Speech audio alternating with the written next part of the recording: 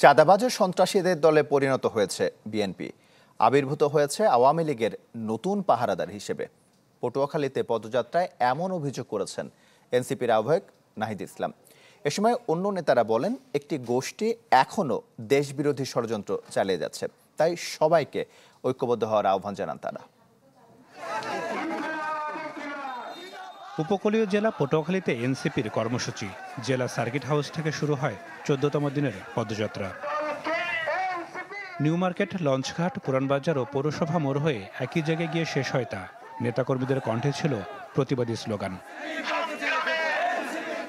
এরপর পথসভায় এনসিপির আহ্বায়কের অভিযোগ, চাঁদাবাজ ও সন্ত্রাসী দলে পরিণত হয়েছে বিএনপি। আবির্ভূত হয়েছে আওয়ামী লীগের নতুন পাহারাদার হিসেবে।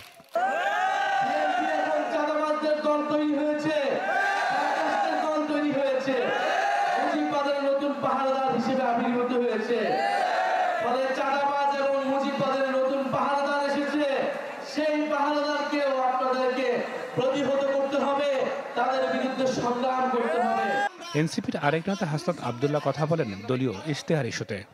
গত বছরের ৩ আগস্ট ছিল হাসিনা পতনের ইশতেহার, এই বছরের ৩ আগস্ট হবে স্বৈরাচার মুক্ত বাংলাদেশ গঠনের ইশতেহার।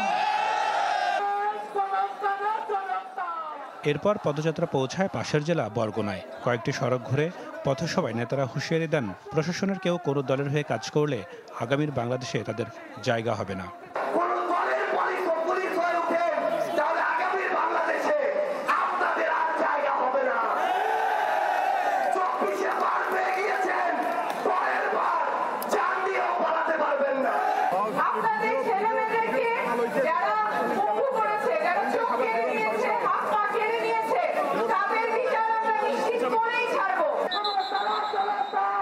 এরপর পদযাত্রা পৌঁছায় বিভাগীয় শহর বরিশালে।